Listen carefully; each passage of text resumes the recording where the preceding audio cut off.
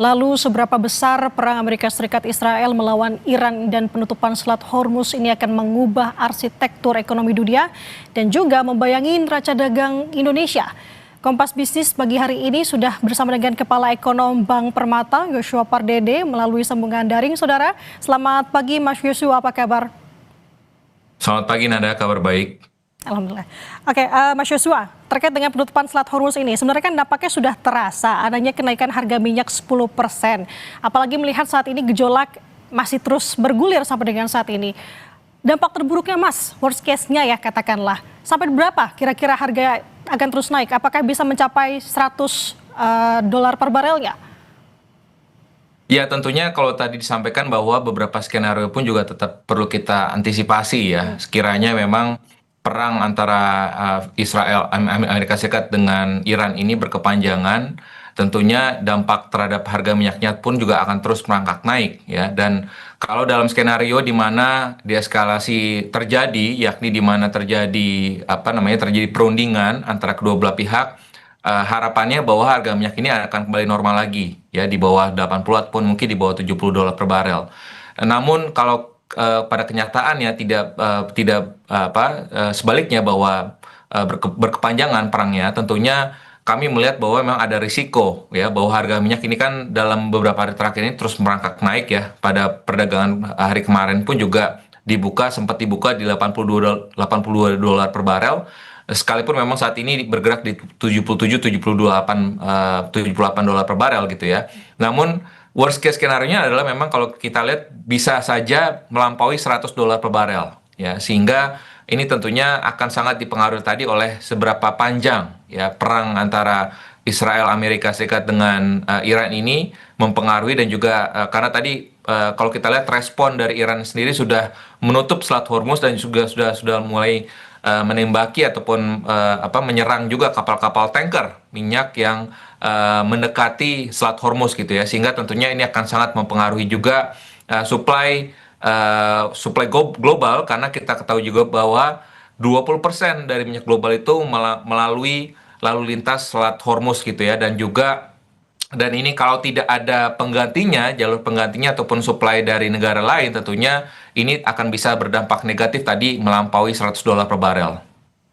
Oke, itu untuk secara globalnya ya, Mas. Tapi kalau kita melihat untuk kondisi di Indonesia saat ini, apalagi kan Indonesia merupakan negara berkembang yang masih ketergantungan dengan impor minyak juga khususnya. Secara domestik, apa sih yang harus diwaspadai? Apalagi kemarin kan sempat dikatakan oleh Menteri ESDM bahwa untuk pasokan cadangan minyak nasional kita sampai dengan 20 hari ke depan. Setelahnya seperti apa? Kalau misalkan sekarang masih terus bergulir saja dinamika konflik Timur Tengah ini. Ya, memang kalau melihat pernyataan dari Pak Menteri tersebut, memang betul bahwa kalau sekiranya supply untuk 20 hari ke depan masih cukup aman, tapi setelahnya kita masih belum tahu ya. Tentunya harganya sudah merangkak naik ya, dan juga tadi kalau kita mengikuti asumsi dari APBN di mana harga ICP kan dipatok 70 dolar per barel ya. Dan kalau saya hitung sampai dengan mungkin di awal bulan ini itu memang masih cukup manageable ya, harga ICP-nya masih di bawah 70 dolar per barel, sekitar 67-68 dolar per barel. Artinya memang belum ada dampak yang cukup signifikan juga kepada APBN. Namun tentunya tadi pasokan ya, yang kita perlu perhatikan di sini adalah bagaimana pasokan minyak mentah ini agar bisa terpenuhi, karena tentunya bukan hanya digunakan untuk konsumsi masyarakat, tapi juga untuk industri ya. Kita perlu ingat juga bahwa minyak mentah ini penting sekali buat aktivitas ekonomi di domestik gitu ya, karena kalau misalkan terjadi gangguan yang cukup signifikan tadi, terganggu secara berkepanjangan, tentu harga minyak naik, lalu juga harga pengapalan juga meningkat ya, dan ini akan berimplikasi juga kepada inflasi domestik, yang dimana kemarin BPS juga menyampaikan bahwa inflasi di bulan Februari pun juga sudah di atas 4% gitu ya, sehingga tentunya ini memberikan tekanan inflasi yang yang datang dari harga barang impor gitu ya, ataupun dengan kata lain imported inflation ini akan bisa meningkat, sehingga tentunya ini harus diantisipasi oleh pemerintah untuk bisa memitigasi risiko tadi imported inflation akibat dari kenaikan harga minyak mentah. Sekaligus juga di saat bersamaan pun juga kita perlu memitigasi bagaimana dampak dari potensi pelemahan nilai tukar rupiah terhadap dolar Amerika Serikat. Karena di tengah karena tadi ada efek risiko ekonominya, lalu namun juga kita perlu melihat risiko geopolitiknya adalah memang kecenderungan dari investor global pun juga cenderung mencari aset-aset yang lebih aman gitu ya. Dolar Amerika Serikat, US Treasury, lalu juga kepada instrumen emas sehingga dan akan terdapat kecenderungan juga bahwa investornya akan cenderung lari dari negara-negara berkembang. Sehingga ini yang harus kita pertimbangkan bahwa dua kombinasi pelemahan nilai tukar rupiah dan juga kenaikan harga minyak mentah tersebut ini akan turut mempengaruhi juga postur dari APBN 2026 tahun ini. Nah, oke, menarik untuk membicarakan APBN dan juga untuk nilai tukar. Tapi kita membahas masih soal minyak, harga minyak ini, Mas. Apalagi ini kan menjadi efek domino kemana-mana ya. Memang kalau misalkan Mas Joshua bilang masih belum ada dampaknya, tapi ini bisa kita melihat ke depannya ini akan berpengaruh dengan biaya logistik, untuk jasa dan lain sebagainya juga akan ikut naik. Kemudian apa yang harus diantisipasi? Apalagi ini akan juga menggerek harga solar nantinya dengan harga minyak naik ini. Nah, apa yang harus diantisipasi, Mas Joshua? Ya, sebenarnya kalau kita melihat dari sisi bagaimana dari sisi pemerintah tentunya yang seperti tadi disampaikan juga oleh Pak Menko ya, disampaikan bahwa dengan kesepakatan dagang antara Indonesia Amerika Serikat, harapannya kita pun juga bisa mendapatkan supply ya, pasokan dari Amerika Serikat ya. Itu sebagai perjanjian yang sudah disepakati juga oleh Presiden Pak Prabowo dan juga Presiden Trump. Namun juga di luar itu pun juga artinya Indonesia sebagai pengimpor bersih minyak mentah, tentunya risikonya tadi adalah risiko yang harus kita mitigasi adalah bagaimana tadi mengantisipasi dampaknya ya, karena kita sejak 2004 sejak keluar dari OPEC kita sudah net oil importer, artinya memang kita perlu menghitung juga bagaimana dampaknya kepada fiskal dan juga kepada neraca perdagangan kita gitu ya, agar jangan sampai nanti dampak dari kenaikan harga minyak mentah ini tentunya berdampak juga kepada neraca perdagangan kita, yang dimana juga kemarin BPS juga merilisnya bahwa neraca perdagangan kita di awal tahun ya ini menyusut dibandingkan bulan-bulan sebelumnya gitu ya, sehingga ini yang harus kita antisipasi bahwa akan ada faktor risiko di sisi di mana impor migas ini akan cenderung terjadi peningkatan, potensi terjadi peningkatan, dan ini akan bisa mempengaruhi tadi defisit fiskal dan juga defisit transaksi berjalan Indonesia ke depannya, sehingga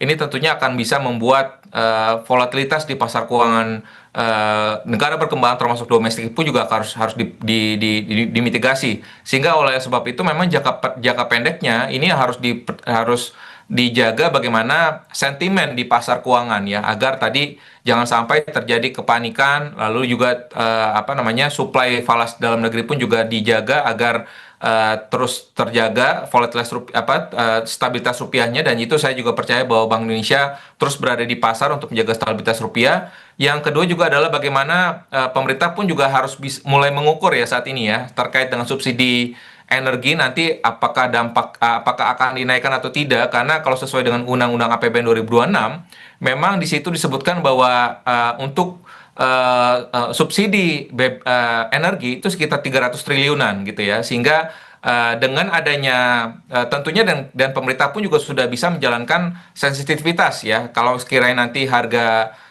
minyak mentah Brent-nya ataupun ICP-nya mendekati 100 hingga rata-ratanya naik ya, itu bisa ada sensitivitas APBN 2026-nya, di mana memang setiap kenaikan harga ICP $1 per barel tentunya ini akan bisa mendorong kenaikan belanja sekitar 10 triliun, dan juga dan meskipun memang ada tambahan pendapatan juga sekitar 3,5 triliun, tapi netnya kita akan ada defisit sekitar hampir 7 triliun gitu ya, 6,8 triliun, sehingga memang tentunya tadi kita perlu mempertimbangkan lagi opsi-opsi bagaimana untuk memitigasi dampak dari kenaikan harga minyak mentah dan juga pelemahan dari nilai tukar rupiah ini. Oke Mas, berarti saya tegaskan di sini ya, berarti melihat dengan kondisi seperti saat ini bisa semakin melebarkan defisit APBN, apalagi mengingat untuk beratnya subsidi BBM kan kita masih mengasumsikan di APBN 2026 adalah 70 US dollar begitu ya per barelnya.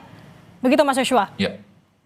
Betul, karena kalau kita asumsikan tadi worst case skenario-nya mencapai $100 per barel harga minyak mentah Brent ataupun biasanya kita proksikan dengan ICP, tentunya ini akan bisa harga rata-rata minyak ICP itu akan bisa mendekati 80 hingga $85 per barel, sehingga makanya ada selisih di situ ya, dari $70 per barel mendekati 80-85 dolar per barel, berarti ada gap sekitar 10 hingga $15 per barel gitu ya. Dan tadi kita kalikan saja 15 dikalikan dengan defisitnya sekitar 7 triliun rupiah, berarti 15 kali 7 berarti ada sekitar hampir 100 triliun tambahan subsidi energi ataupun pelebaran ataupun tambahan defisit ya, akibat dari perubahan dari asumsi dari realisasi harga ICP yang di luar di atas dari asumsi APBN 2026. Oke, berarti selanjutnya kita akan membahas mengenai skenario terhadap tekanan nilai tukar rupiah, Mas Joshua. Tapi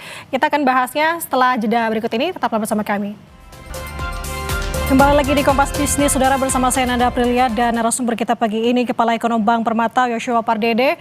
Mas Joshua, menyambung tadi, kita berbicara dulu secara global lagi, Mas Joshua. Iran kan merupakan salah satu negara besar penghasil minyak terbesar begitu ya. Tapi dengan kondisi seperti saat ini, seberapa besar sih menekan inflasi global? Ya, tentunya tadi kami sampaikan bahwa kalau sekiranya ini inflasi perang itu memang akan menekan inflasi global ya, melalui tadi kenaikan dari harga energi dan juga efeknya akan merambat juga ke biaya transportasi, lalu juga harga pupuk, pangan, dan juga berbagai biaya distribusi lainnya. Dan memang berbagai skenario tadi menunjukkan memang kalau sekiranya harga minyak ini bertahan sekitar $80 per barel, dan ini memang inflasi akan bisa tetap terkendali ya, inflasi globalnya. Namun kalau misalkan kenaikan inflasi di ekonomi negara maju ini memang cenderung masih terbatas ya, sehingga memang pertumbuhannya hanya bisa mungkin pertumbuhan ekonominya hanya terkoreksi kecil. Tapi tadi kalau dengan asumsi bahwa harga minyak mentah Brent ini melampaui $100 per barel, maka kenaikan inflasinya akan menjadi lebih besar lagi ya, dan ini akan tekanan kepada pertumbuhan ekonominya pun juga akan makin terlihat ya, khususnya memang di negara-negara ataupun di kawasan yang memang lebih bergantung kepada impor energi. Dan risiko terberatnya adalah kalau misalkan kenaikan energi ini bertahan lama dan mulai mengangkat ekspektasi inflasi dan juga upah tenaga kerja ya, karena itu akan bisa memaksa untuk bank sentral juga akhirnya menahan pelonggaran tingkat suku bunga di berbagai negara. Karena kalau kita melihat sebenarnya baseline skenario-nya sebelum ada perang di Timur Tengah ini, sebenarnya ruang penurunan suku bunga bank sentral global itu masih tetap terbuka ya, di Eropa, di Amerika. Namun kalau sekiranya perang di Timur Tengah ini berkepanjangan, tentunya ini makin menutup ya ruang-ruang penurunan suku bunga di negara-negara maju, yang akhirnya juga akan berimplikasi juga kepada terbatasnya ruang penurunan di negara-negara berkembang. Oke, kalau saya tangkap berarti ini cukup bisa mengubah arsitektur ekonomi dunia, begitu Mas Joshua? Ya, kalau melihat ya, ini akan subjektu lagi tadi dengan seberapa lama ya perang itu terjadi, karena kalau deeskalasi terjadi tentu ini akan bisa cepat pulihnya. Namun kalau ini berkepanjangan, tentunya tidak ada resolusi yang bisa kita lihat dalam jangka pendek. Tentunya ini akan bisa cukup masif dampaknya ya, seperti yang kita lihat juga pada saat perang Rusia-Ukraine, tapi ini lebih masif lagi karena kaitannya kepada Selat Hormuz tadi ya, 20% dari suplai minyak global ini ditopang dari lalu lintas Selat Hormuz, sehingga tentunya ini akan berdampak lebih signifikan ya dibandingkan dengan pada saat kita menghadapi pada saat perang Rusia-Ukraine, sehingga memang tekanan terhadap kepada domestik kita pun juga akan lebih berat lagi ya dibandingkan pada saat kita menghadapi perang Rusia-Ukraine. Oke, itu digarisbawahi, tekanan untuk domestik kita semakin berat lagi ya, ini tantangan untuk pemerintah tentunya. Nah, kalau ditanya mengenai pemerintah, tentunya apa sih skenario Mas dampak terhadap tekanan nilai rupiah ini khususnya, dan strategi jangka pendek maupun jangka panjang yang perlu ditempuh oleh pemerintah? Ya, kalau kita bicara rupiah, memang kembali lagi ya, rupiah memang ini berpotensi akan bergerak dinamis ya terhadap dolar Amerika Serikat, karena memang tadi ada kecenderungan ya, karena dampak dari geopolitik di Timur Tengah ini tentunya akan berdampak kepada dua sisi ya. Tadi akan ada perpindahan kepada investor global ke safe haven aset, dan juga tadi kenaikan harga minyak mentah.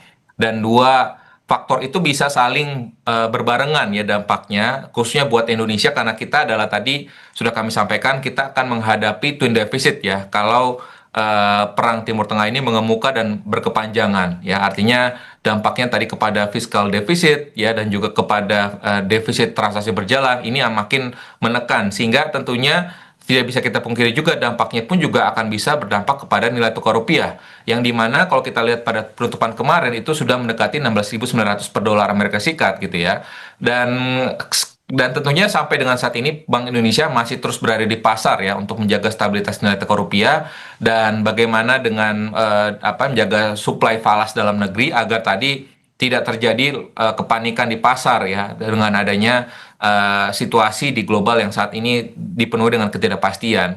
Namun tentunya yang lebih fundamental lagi adalah yang perlu kita lihat lagi adalah bagaimana pemerintah tadi perlu melihat bahwa apa namanya ya sekalipun memang tadi ya bagi Bank Indonesia sendiri ruang penurunan tadi baseline skenario-nya sebenarnya masih terdapat ruang penurunan. Namun sekiranya tadi kalau misalkan dampak dari kenaikan harga minyak mentah dan juga pelemahan nilai tukar rupiah ini berdampak juga kepada inflasi domestik sehingga ini pun juga akan bisa membatasi ruang penurunan pemangkasan suku bunga di Bank Indonesia gitu ya sehingga inilah yang menyebabkan untuk salah satu opsi ya ataupun salah satu langkah kebijakan kalau tadi situasinya memburuk terus dan juga harga minyaknya terus meningkat tentunya ruang penurunan suku bunga BI semakin terbatas ya dan itu untuk bisa juga membatasi pelemahan rupiah di jangka pendek menengahnya. Lalu yang kedua adalah itu jangka pendeknya tadi adalah untuk bagaimana tadi koordinasi yang kuat ya antara fiskal moneter menjaga kecukupan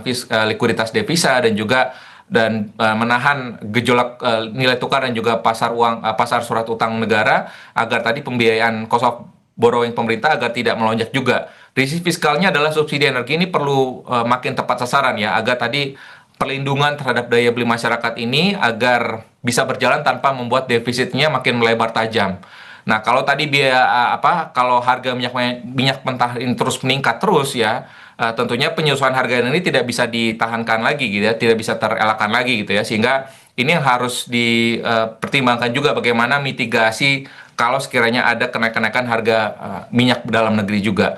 Lalu yang berikutnya yang lebih krusial lagi adalah bagaimana percepatan penguatan dari sisi ketahanan energi ya. Ini harus dipacu melalui peningkatan produksi domestik ataupun efisiensi konsumsi energi dan juga diversifikasi sumber energi ya sambil juga memperkuat ekspor bernilai tambah agar tadi untuk sebagai penyangga neraca transaksi berjalan agar bisa membaik ketika tadi harga minyak mentahnya lagi sedang meningkat. Mitigasinya seperti apa yang ideal menurut Mas Joshua dalam hal ini? Apalagi harga minyak mentahnya katakanlah jangan sampai ya terus melambung. Iya, kembali lagi kalau harga minyak mentah memang tidak bisa kita kontrol ya. Selain pertama kita sudah bukan lagi produsen minyak mentah ya. Yang kedua tadi adalah kita memang net oil importer sejak 2004 kita keluar dari OPEC gitu ya. Sehingga memang kita tidak bisa mempengaruhi fluktuasi ataupun dinamika dari harga minyak mentah globalnya sendiri.